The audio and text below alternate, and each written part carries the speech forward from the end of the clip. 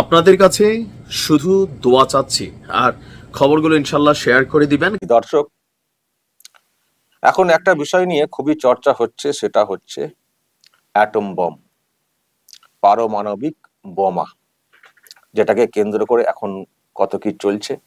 এবং যেটা এখন সব থেকে বেশি চলছে সেটা হচ্ছে মানে চর্চার জায়গাটা হয়ে উঠেছে, যেটা হচ্ছে ইরানে পারমাণবিক বোমা তৈরির একটা প্রস্তুতি, এবং তার জন্যে ইসরায়েল সেখানে আঘাত করেছে।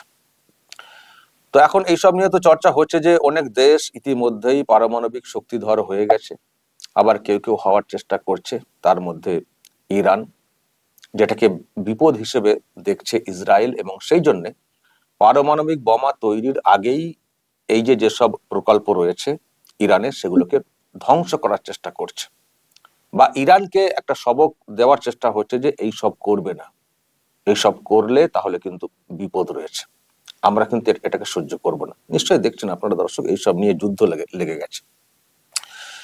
কিন্তু একটা কৌতূহল তো অবশ্যই নিশ্চয়ই আছে আপনাদের অনেকের মধ্যেই, যে এই অ্যাটম বম জিনিসটা কি, কেন এটাকে এত ভয়, কিসের এত শক্তি, কোন থিওরি মেনে এই বোমা তৈরি হয়, কি দিয়ে তৈরি হয়, কোথায় রাখা হয়, কি বা অন্যান্য বিপদ আছে, এইসব নিয়ে নিশ্চয়ই আপনাদের মধ্যেও কৌতূহল আছে। তো সেই জন্য আমি দর্শক, আমার স্যার বলতে পারেন, আমি যার কাছে একটা সময় মানে পড়াশোনা করেছি, আমি অনলাইনে তাকে নেওয়ার চেষ্টা করছি। দর্শক, দেখতেই পাচ্ছেন রয়েছেন দেবব্রত মজুমদার, আমাদের আরামবাগেরই, মানে আরামবাগ মহকুমারই একটি কলেজ আছে, রামমোহন কলেজ, তার প্রিন্সিপাল ছিলেন এবং ফিজিক্সের টিচার, খুব ভালো মানুষ। উনিও ফিজিক্সের, ওনার ওয়াইফ অঞ্জনাদি বলতাম, তিনিও ফিজিক্সের।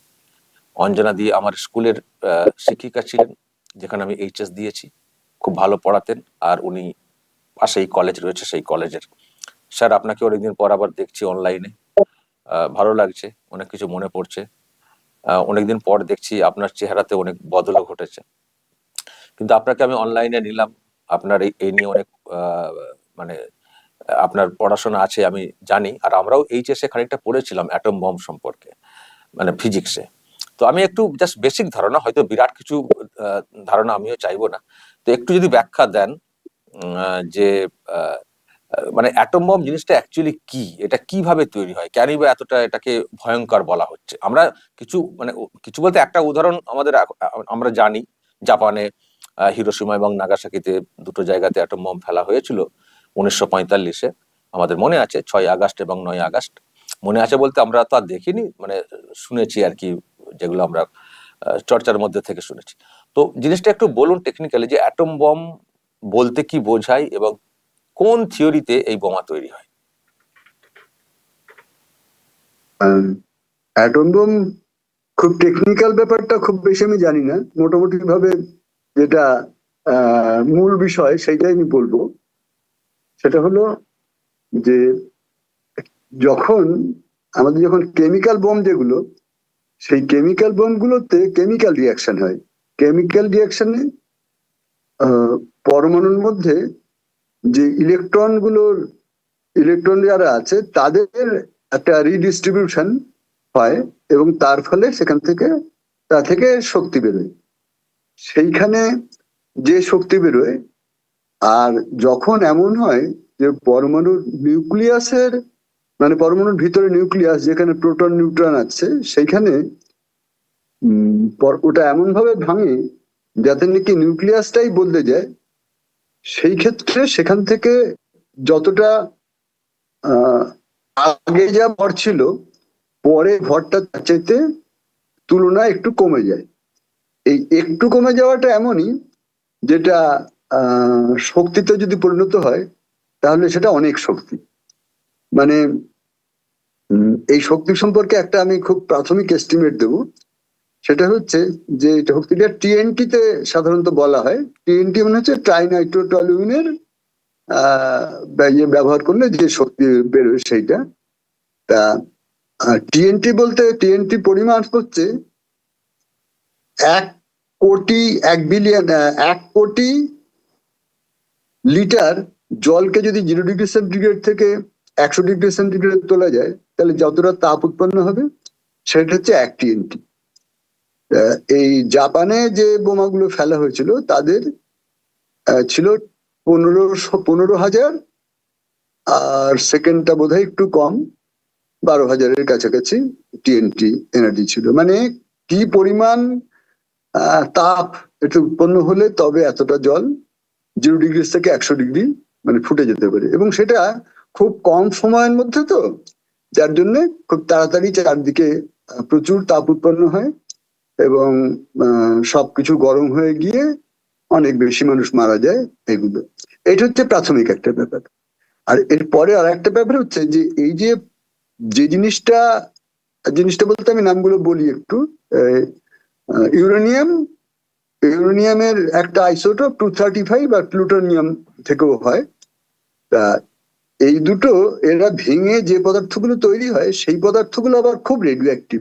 ইউরেনিয়ামের একটা আইসোটোপ 235 আর প্লুটোনিয়াম থেকেও হয়। তা এই দুটো এরা ভেঙে যে পদার্থগুলো তৈরি হয় সেই পদার্থগুলো আবার খুব রেডিও অ্যাক্টিভ। মানে তা থেকে আলফা বিটা গামা রে বেরোতেই থাকে। তার মধ্যে কিছু কিছু পদার্থ থাকে যেগুলো তাদের হাফ লাইফ কম মানে হচ্ছে সেটা তাড়াতাড়ি করে ক্ষয়ে যায়, তাড়াতাড়ি করে শেষ হয়ে যায়, রেডিও অ্যাক্টিভিটিটা নষ্ট হয়ে যায় তাড়াতাড়ি। কিন্তু কিছু কিছু থাকে যাদের হাফ লাইফ আবার শত সহস্র বছর, মানে অনেক দিন ধরে তার থেকে রেডিও অ্যাক্টিভিটি বেরোয়, এবং সেই রেডিও অ্যাক্টিভ রে যাদেরই গায়ে যায় তাদেরই সেখানে, মানে আমাদের তো রেডিও অ্যাক্টিভিটি সহ্য করবার একটা খুব সীমাটা খুব কম, তো যাদেরই সেটা যারা বেশি যাদের চলে যায় তাদেরই তাতে অসুবিধা হয়। মানে প্রবলেমটা হচ্ছে প্রথম ধাক্কায় যে পরিমাণ শক্তি নির্গত হয় তাতে প্রচুর পরিমাণ বাড়ি ঘর পুড়ে সব নষ্ট হয়ে গেল। আর দ্বিতীয়ত তা থেকে যে পদার্থগুলো উৎপন্ন হয়ে পড়ে রইল চারিদিকে ছড়িয়ে ছিটিয়ে, সেইগুলো এবারে বহু বছর ধরে তার থেকে মানুষের নানা রকমের অসুখ বিসুখ হয়। এই হচ্ছে মূল প্রবলেম। মানে বুঝতে পারছি, মানে আপনি প্রথমে যেটা বললেন যে বোমাগুলো ফাটানো হয় এগুলো হচ্ছে কেমিক্যাল চেঞ্জ, এগুলো মানে মানে অ্যাটমের নিউক্লিয়াসের চেঞ্জ হয় না, বাইরের কেমিক্যাল রিয়াকশন হয়, সেখান থেকে কিছু এনার্জি তৈরি হয়, সেটা হচ্ছে এই নর্মাল বোমাগুলো। ইলেকট্রনের ডিসিপারেশন হয়, হ্যাঁ এগুলো নর্মাল, মানে আমি বলছি সেখানে মানে কেমিক্যাল কম্পোজিশন চেঞ্জ হয়, আমার মনে হয় একটা নতুন পদার্থ তৈরি হয় বা সেখান থেকে এনার্জি তৈরি হয়। আর অ্যাটম বম হচ্ছে একটা অ্যাটম তার নিউক্লিয়াসের চেঞ্জ হয়, অ্যাটমটা ভেঙে আবার নতুন ইয়ে তৈরি হয়, তাই তো? নতুন কোন অ্যাটম তৈরি হয়, একদম নতুন পদার্থ সেটা নতুন অ্যাটম। তো হুম সেটা ছোট আকারে, ধরুন 235 ইউরেনিয়াম, সেটা ভেঙে কি হয়? সেটা ভেঙে বেরিয়াম হয় সাধারণভাবে। বেরিয়াম আর আমরা বেরিয়াম আর ক্রিপ্টনের কথা বলি, এটা আসলে ঠিক করে বলা যাবে না কি হবে। অ্যাকচুয়ালি আমাদের খুব কমন রিয়াকশন হিসেবে আমরা যেটাকে দেখি সেটা হচ্ছে ইউরেনিয়াম 235 এর সঙ্গে একটা নিউট্রন যুক্ত হয়, আর তাতে বেরিয়াম 56 তার অ্যাটমিক ওয়েট, এই তার অ্যাটমিক নাম্বার, আর ক্রিপ্টন অ্যাটমিক নাম্বার 36, এর সঙ্গে 3টে নিউট্রন হয়। মানে এইভাবে রেডিয়েশনটা আপনি যেটা বলছেন যেটা এই যে প্রোডাক্ট গুলো তৈরি হলো ভেঙে, কোনটা থেকে বেশি ওই রে গুলো তৈরি হয়? সবকটাই এর মধ্যে সবগুলোই রেডিও অ্যাক্টিভ থাকে, অলমোস্ট সমস্ত প্রোডাক্টই রেডিও অ্যাক্টিভ হয়। তো এটা মানে মানে রিয়াকশনটা কি হবে তৈরি? মানে বিমান থেকে ফেলে দিল, পড়ে গিয়ে এটা হয়ে যাবে, ব্লাস্ট হয়ে যাবে। একটু চাপ, এগুলো ওই নিউট্রন গান এর মধ্যে যেটা ইয়ে করা হয়েছিল আমাদের হিরোশিমাতে, সেটা একটা নিউট্রন গান ছিল।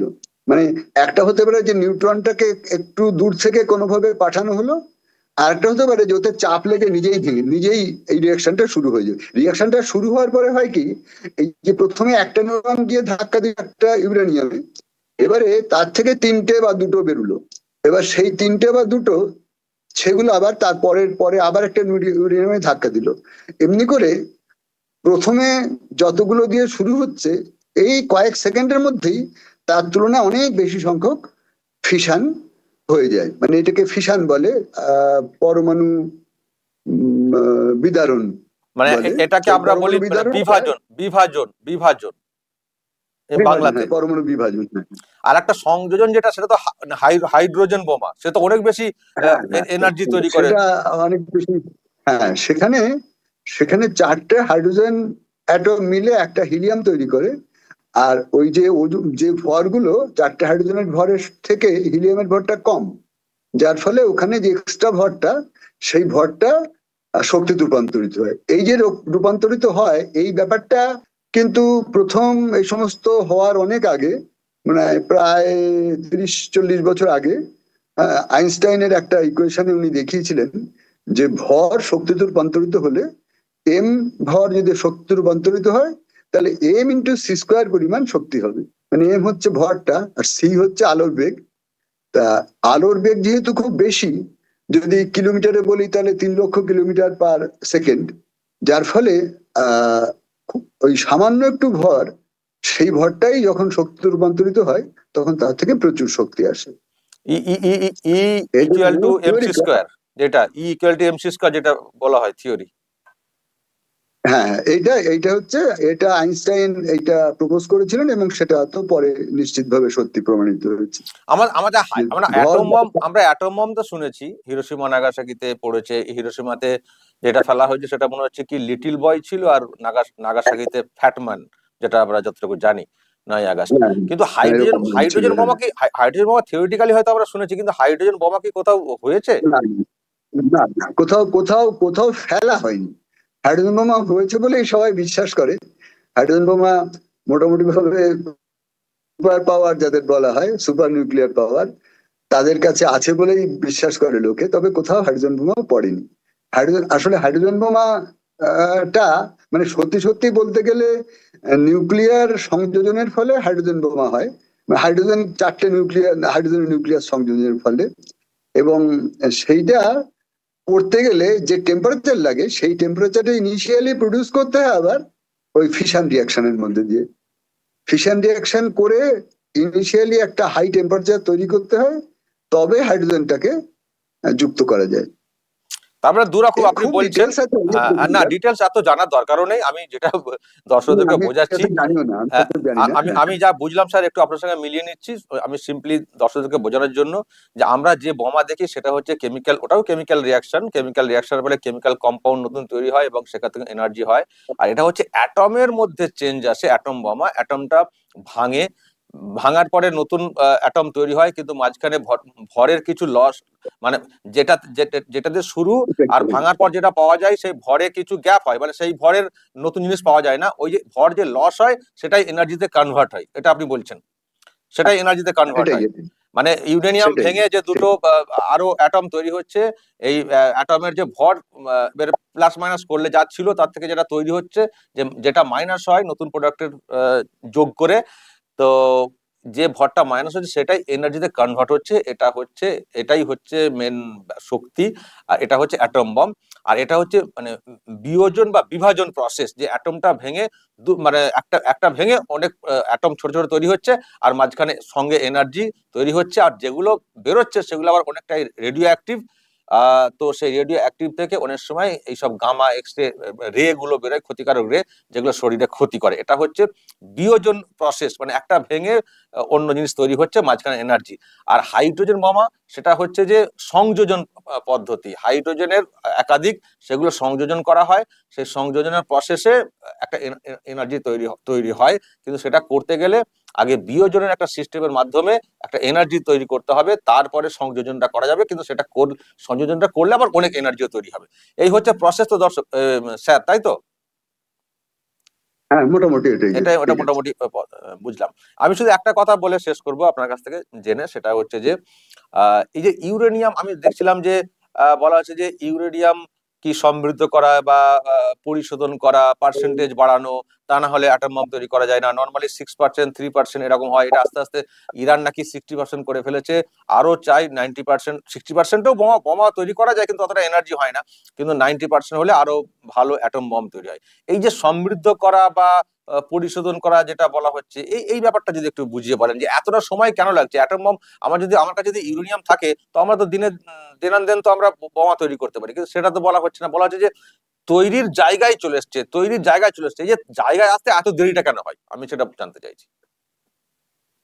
আসলে ইউরেনিয়াম 235 যে আইসোটোপটা, এই আইসোটোপটা প্রকৃতিতে যা পাওয়া যায় তাতে খুব কম, মানে প্রকৃতিতে 1% ইউরেনিয়ামের যদি স্যাম্পেল নেওয়া যায় একটা, সেই স্যাম্পেলে 1%-এরও কম থাকে ইউরেনিয়াম 235, যেটা ফিসাইল মেটেরিয়াল, মানে যে জিনিসটা এরকম ভাঙন হয়। তা সেইটাকে এবারে একটা নানা পদ্ধতিতে সেইটাকে এমন করতে হয় যাতে নাকি যে মেটেরিয়ালটা আমাদের ব্যবহার হবে তাতে যেন ক্রমশ ইউরেনিয়াম 235 এইটা বাড়তে থাকে। তো এইটা বাড়িয়ে ওই 3% 6% করাটা খুব কঠিন না। এই 20% পর্যন্ত যদি ইউরেনিয়াম 235 থাকে তাহলে তাকে বলে লো এনরিচড ইউরেনিয়াম, লো এনরিচড। আর 20%-এর বেশি হলে তাকে হাই এনরিচড বলে।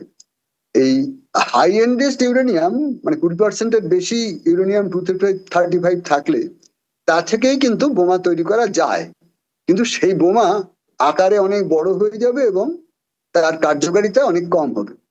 এইটা যদি যদি 20 থেকে বেড়ে 60-এ যায় তাহলে সেটা আর একটু সুবিধা হবে। ওই যে বললাম না যে একটা নিউট্রন দিয়ে কাজ শুরু হলো, তারপরে তার থেকে দুটো তিনটে নিউট্রন তৈরি হলো, তারা পরেরটা আবার রিয়াক্ট করলো, এমনি করে যে চলছে। এইটা যত এটা পিউরিফাইড হবে, যদি 90% পিউরিফাইড হয় তাহলে এই জিনিসটা ছোট একটা বোমাতেই অনেক বেশি পরিমাণ ধ্বংস করার কাজ করা যাবে। বুঝতে পারছি। সেটা ক্যারি করার সুবিধা হবে, সেটা যদি কেউ ব্যালিস্টিক মিসাইল দিয়ে ছোঁড়ে তার সেটা সুবিধা হবে, এই সমস্ত ব্যাপারে সুবিধা হবে বলে খুব বেশি পরিমাণে হাইলি এনরিচড, মানে high and high, more highly enriched uranium ব্যবহার করা হয়। এবং এটা করতে সময় লাগে, সেজন্যই অনেক জায়গায় বলে যে এটা করতে, তবে যারা হাইলি এনরিচড ইউরেনিয়াম অনেকটা করে ফেলেছে তাদের পক্ষে সেটা, আর যদি টেকনোলজি কি সেটা জানা থাকে, অ্যাকচুয়ালি টেকনোলজি কি আমি কিছুই জানি না, কারণ এগুলো খুব কনফিডেন্সিয়াল। আমাদের আমি বন্ধুরা আমি যারা আমি জানতেও ওই চাইবো না। ভাবা অ্যাটমিক রিসার্চ আমি চাই না যে তারা এসব আমি তারা চাই না যে ইন্টারভিউ দেবেই না। টেকনোলজির ব্যাপারে আমি চাই না যে আপনি জানলেও প্রকাশ্যে বলবেন, কারণ টেকনোলজি অনেকটাই গোপনীয় না, ব্যাপার। কেউই বলবে না। আমি জানি না, এবং যারা জানে তারাও বলবে না। হুম। হ্যাঁ, তো যাই হোক, তো মোটামুটি এই হচ্ছে ব্যাপারটা। হ্যাঁ, মানে এটা বাড়লে, পার্সেন্টেজ বাড়লে সেটা অনেক বেশি শক্তিশালী হবে এবং অল্প জিনিসে ছোট আকারে সেটাকে ইউজেবল মানে ইউজ করাটাও সহজ হবে। সেই জন্যই এনরিচড ব্যাপারটা বাড়ানোর চেষ্টা হয়, এবং সেটা একটা যেহেতু লেন্দি প্রসেস, সেই জন্যই ওই হচ্ছে বলে শুনে আসছি আর কি।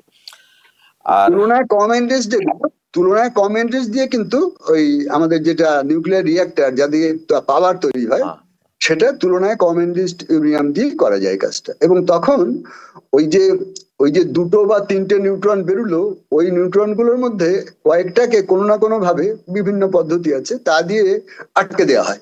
প্রথম স্টেজে একটা হলো, তারপরের স্টেজেও ঠিক একটাই হবে, তারপরের স্টেজেও ঠিক একটাই হবে, এমনি করে প্রতি স্টেজে একটা একটা করে ফিশন হলে কি হবে, যে তখন যে এই জল, এই যে মানে তাপটা উৎপন্ন হবে, সেই তাপটা তখন অনেক কন্ট্রোলড হবে। তখন এই তাপটা হুড়মুড় করে প্রচুর পরিমাণ হবে না, নষ্ট হবে না। তখন সেই তাপ নিয়ে জল গরম করে একদম জলকে সুপারহিট করে, যেমন করে থার্মাল পাওয়ার তৈরি হয় তেমন Steam করে তৈরি করে, ওই টারবাইন ঘুরিয়ে সেই স্টিম দিয়ে পাওয়ার তৈরি করা হবে। এইটা হচ্ছে পারমাণবিক বিদ্যুৎ উৎপন্ন করার পদ্ধতি। ওকে, সেটা অনেক সহজ তুলনামূলক। অসংখ্য ধন্যবাদ স্যার। আমার প্রথমে জানাই হলো না, আপনার শরীর ঠিক আছে তো? মোটামুটি ফিট আছেন দেখতে পাচ্ছি। হ্যাঁ, সব ঠিক আছে। হ্যাঁ, ঠিক আছে। এখন তো কলকাতায় থাকেন, তাই তো? হ্যাঁ, হ্যাঁ, এখন কলকাতায় থাকি। এখন প্রত্যন্ত ঠিক গ্রামে। আছে, ধন্যবাদ। হ্যাঁ, ঠিক আছে। ওকে, আর পরে কথা হয়। ভালো থাকবেন। হ্যাঁ, ঠিক আছে। ওকে। দর্শক শুনলেন আমার স্যার দেবব্রত মজুমদার, ফিজিক্সের প্রিন্সিপাল ছিলেন রামমোহন কলেজ, খানাকুল, আরামবাগ। একটা ব্যাখ্যা দিলেন অ্যাটম বম সম্পর্কে। নিশ্চয়ই বুঝলেন, তবে বুঝতে গেলে খানিকটা ফিজিক্সও একটু জানা দরকার, কারণ এই যে সব দিয়ে হিট করা এই সবগুলো বলা হচ্ছে, হয়তো সবটাই আপনারা বুঝতে পারবেন না, তবে মোটামুটি যেটুকু বুঝলেন যে অ্যাটম বম হচ্ছে একটা অ্যাটমের ভিতরের চেঞ্জ। অ্যাটম ভেঙে, বড় অ্যাটম ভেঙে ছোট ছোট অ্যাটম হয়, আর ওই বড় থেকে ছোট হতে গিয়ে কিছু ভরের লস হয়, মানে কমে যায়। সেই লস তো কিছু হয় না, এনার্জি তো মানে কনভার্ট হয়। এই তো সেটি তো, ওইটাই এনার্জিতে কনভার্ট হয়। সেটাই মারাত্মক আকার ধারণ করে। এটাই মূলত আমাদের এখন অ্যাটম বম হিসেবে আমরা বলে থাকি। আর হাইড্রোজেন বোমা, সেটা ওই আর কি স্যার যেটা বললেন, কেউ কেউ বলে আমরা আমাদের কাছে আছে, বা কেউ অস্বীকারও করে, কিন্তু এখনো ইউজ হয়নি। হিরোশিমা এবং নাগাসাকি জাপানে দুটোতেই কিন্তু অ্যাটম বম মানে এই বিয়োজন সিস্টেমে যেটা আর কি সেটাই ব্যবহার করা হয়েছিল। হিরোশিমাতে যেটা হয়েছিল ইউরেনিয়ামের বোমা, আর নাগাসাকিতে প্লুটোনিয়ামের উপরে বোমা। এবং জানেন এই দুটো বোমাতে কি সংখ্যক মানুষের প্রাণ চলে গেছিল, কয়েক লাখ। আর আরেকটা বিষয় নিশ্চয়ই শুনলেন, দুরকম ভাবে ক্ষতি হয়। একটা হচ্ছে যখন বমটা ফেলা হবে তখন যে হিটটা তৈরি হবে, যে তাপমাত্রা তৈরি হবে, তাতে সব পুড়ে ছাই হয়ে গিয়ে মানুষের ক্ষতি, ইনস্ট্যান্ট মারা যাওয়া। আর হচ্ছে অ্যাটম ভেঙে যে অ্যাটম আরো নতুন তৈরি হবে, তারা সব রেডিও অ্যাক্টিভ, মানে তেজস্ক্রিয়, সেখান থেকে ক্ষতিকারক সব রশ্মি বেরোবে। সেটা কিন্তু বছরের পর বছর মানুষকে ক্ষতি করতে পারে, কারণ এরা সহজে শেষ হয়ে যায় না, এরা অনেক দিন থাকে এবং এরা রেডিয়েশন মানে বের করতে করতে যায়। তো তাতে মানুষের ক্ষতি হয়। সেই জন্য অন্যান্য বোমা যেমন যখন বোমা পড়লো ওর মধ্যে যা হয়ে গেল, কিন্তু অ্যাটম বম পড়লে যেটা হবে তাৎক্ষণিক ক্ষতি এবং শুধু প্রসারী, মানে যতদিন সেই বাকি পার্টিকেল থাকবে কোনো জায়গায়, তার যে রেডিয়েশনটা তৈরি হবে সেটা মানে শেষ করে দিবে। তাতে রোগ টোগ এমন তৈরি করে মানুষের জীবনে যে মানুষ সেগুলোকে মানে প্রতিহত করতে পারবে না। ফলে এটাই হচ্ছে সব থেকে বড় চিন্তা, যে একবারে ক্ষতি হয়ে গেল, ধ্বংস হয়ে গেল, সেটা না, জেনারেশনকে শেষ করে দেবে। সেই জন্যই কিন্তু অ্যাটম বম ব্যবহারের ক্ষেত্রে অনেক সব বিধিনিষেধ আছে। একবারই আজ পর্যন্ত ব্যবহার করা হয়েছিল জাপানে, হিরোশিমা নাগাসাকিতে। তার অনেক ব্যাকগ্রাউন্ড আছে, সেটা আমি পরে একটা সময় বলবো। আর কিন্তু কোথাও এই অ্যাটম বোমা যুদ্ধের ক্ষেত্রে ব্যবহার করা হয়নি। আর সেটাও হয়েছিল একতরফা, সেটা হয়নি, এরকম হয়নি যে ওরা করেছে আবার জাপান অন্য কোথাও ফেলেছে, এটা হয়নি। তার অনেক ব্যাকগ্রাউন্ড আছে দর্শক, আমি সেটা নিয়ে পরে আসবো। তো একবারই যা হবার হয়েছিল 1945-এ, আর কখনো ইউজ হয়নি। তো এখন তো এইসব চলছে তেহরানকে নিয়ে, ইরানকে নিয়ে ইসরায়েল উদ্বেগ প্রকাশ করছে যে ওরাও এইসব করার চেষ্টা করছে। আর অ্যাটম বম এখনো পারমাণবিক শক্তি বলে 9টা দেশের কথা উল্লেখ আছে, আপনারা নিশ্চয়ই অনেকে জানেন। তার মধ্যে আমেরিকা আছে, রাশিয়া আছে, চীন আছে, ওদিকে ফ্রান্স আছে, ব্রিটেন আছে, তো 5টা হয়ে গেল। এদিকে ভারত পাকিস্তান 7টা, আর নর্থ কোরিয়া, আর ইসরায়েল। এখন ইসরায়েল নর্থ কোরিয়াটাও হয়, ইসরায়েলের ব্যাপারটা এখন অফিসিয়ালি আবার বলাও হয় না, কিন্তু যেটা মনে করা হচ্ছে যে ইসরায়েলের কাছেও পারমাণবিক বোমা আছে। তো এই হচ্ছে 9টা দেশ, এর বাইরে আর কোনো দেশ পারমাণবিক শক্তিধর এটা বলা হয় না, কিন্তু অনেক হয়তো চেষ্টা করে।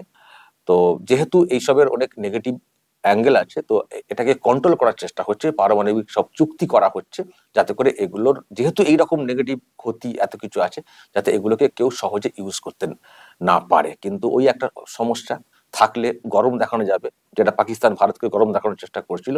তো সেই জন্য কোনো দেশ নিজেদেরকে পারমাণবিক শক্তিধর দেশ হিসেবে এস্টাবলিশ করার চেষ্টা করে, কিন্তু তার উপরে ভরসা করে থাকলে তো আর হবে না। যারা আর কি মনে করে যে আমাদেরকে অ্যাটাক করতে পারে, যে শুধু কি ভয় দেখাবে নাকি কোনো সময় ইউজ করে ফেলবে। তো সেই জায়গা থেকেই ইসরায়েল চেষ্টা করছে যে ইরান কোনোভাবে, যেহেতু ইরানকে তারা ঘোর শত্রু মনে করে, ইরান যেন কোনোভাবে পারমাণবিক বোমা তৈরি করতে না পারে। তো সেটাকে নিয়েই দর্শক চলছে। তো যখন এইসব চলছে, তারই মধ্যে একটু ব্যাখ্যা দেওয়ার চেষ্টা করলাম, জানার চেষ্টা করলাম এবং আপনাদেরকে জানানোর চেষ্টা করলাম।